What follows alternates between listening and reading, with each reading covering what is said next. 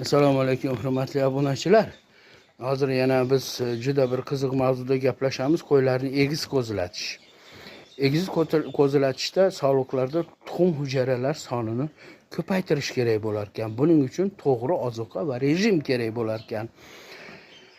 Qochirishdan 20 kun oldindan bir bosh sog'liq uchun kunlik ratsion 250 gram arpa, makka 150 gram, kepak 100 gram, pista kunjara 100 gram.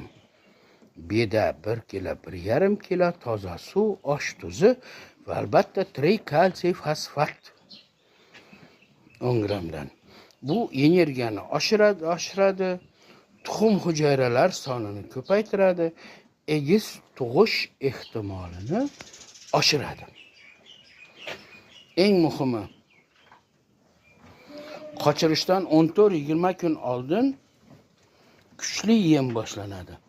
Qochirish vaqtida kuchli yem davom etadi va keyin qochirishdan keyin asta-sekin kamaytiriladi. Qo'chqor ham tayyor bo'lish kerak. Qo'chqorga arpa, makka, beda, vitamin E va selen berilishi kerak. Urug' sifati yaxshilanadi.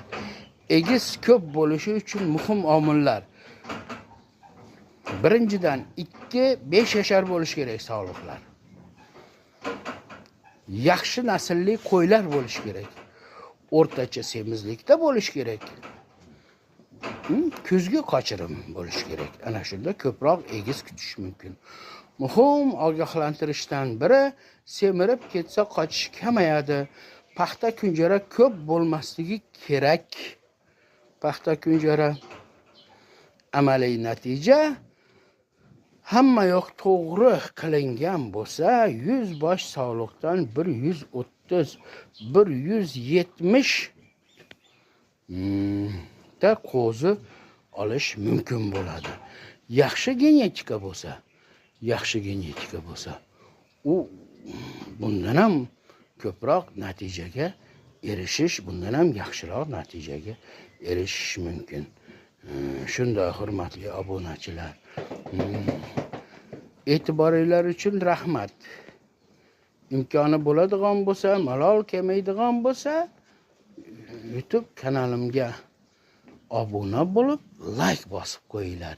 Yana bundan ham qiziqroq, muhimroq narsalar bilan gaplashishga harakat qilamiz. Telefon qilinglar, kommentariyada yozinglar. Telefoninglar tashlasanglar, men sizlarga telefon qilaman. Sog' bo'linglar, salomat bo'ling.